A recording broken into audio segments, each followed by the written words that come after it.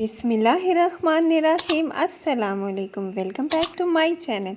आई hope आप सब खैरियत से होंगे।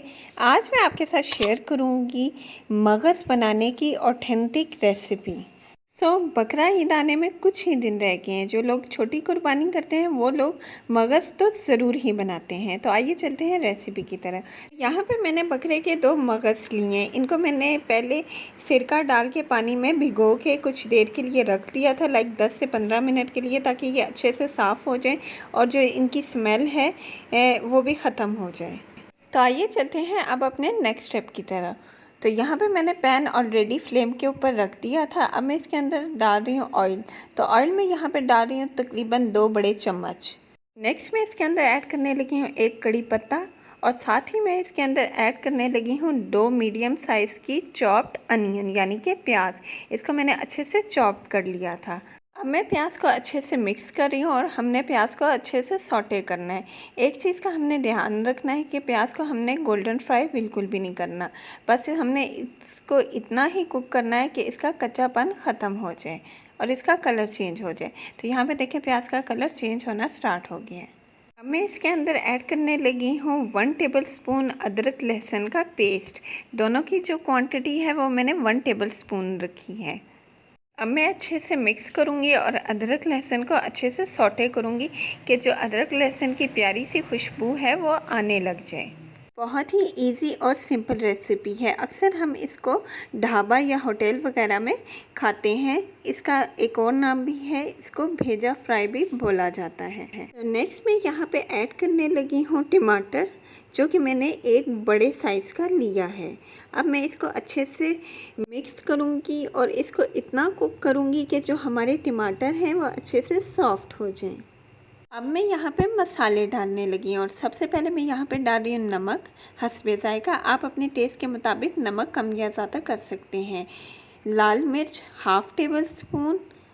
नेक्स्ट मैं इसके अंदर ऐड करने लगी हूँ सूखा हुआ धनिया 1/2 टेबल स्पून, और 1/2 टेबल स्पून ही मैं यहाँ पे डाल रही हूँ ज़ीरा पाउडर।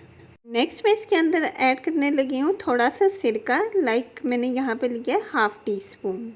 अगर आपके पास सिरका नहीं है तो आप लेमन जूस का भी इस्तेमाल यहाँ पे कर सकते हैं। अब मैं इसके अंदर डाल रही हूँ 1/2 टीस्पून हल्दी पाउडर।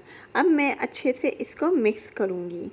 तो ये हमारा मसाला तैयार हो रहा है। इसको आपने 5 से 7 मिनट के लिए अच्छे से कुक करना है, जब तक मसाला ऑयल ना छोड़ दे, क्योंकि जितनी अच्छी भुनाई होगी उतना ही अच्छा जायका आएगा।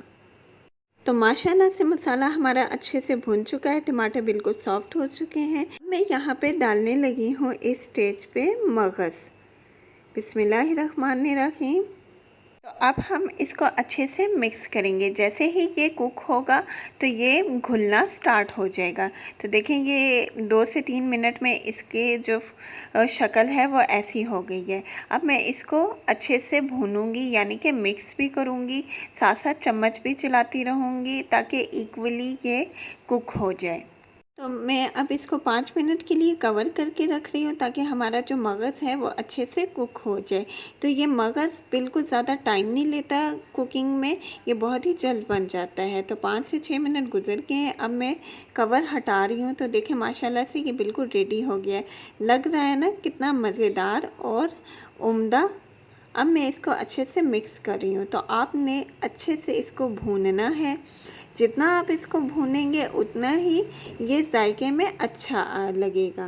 तो यहाँ पे हमारा मगज़ फ्राई मसाला बिल्कुल रेडी हो गया। अब मैं इसके ऊपर स्प्रिंकल कर रही हूँ गरम मसाला, और अब मैं इसको अच्छे से मिक्स करूँगी ताकि गरम मसाले की खुशबू अच्छे से मसाले के अंदर आ जाए। लास्ट में आपने डालना है सूखी हुई मेथी। सूखी हुई मेथी से बहुत ही मज़े का टेस्ट आता है।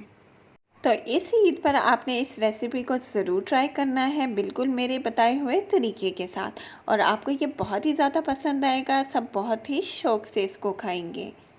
तो आप इसको एंजॉय करें पराठों के साथ, नाश्ते में बहुत ही मज़े का लगेगा। नेक्स्ट मैं गार्निशिंग के लिए स्प्रिंकल कर रही हूँ यहाँ पे रेड एंड ग्रीन चिलीज़। देखिए माशाल्लाह से कितना प्यारी लुक आ रही है। और मेरा फेवरेट हरा धनिया। मेरी कोई भी रेसिपी हरा धनिया के बगैर अधूरी होती है। और धनिया डालने के बाद जो खाने में खुशबू आती है, क्या बात है।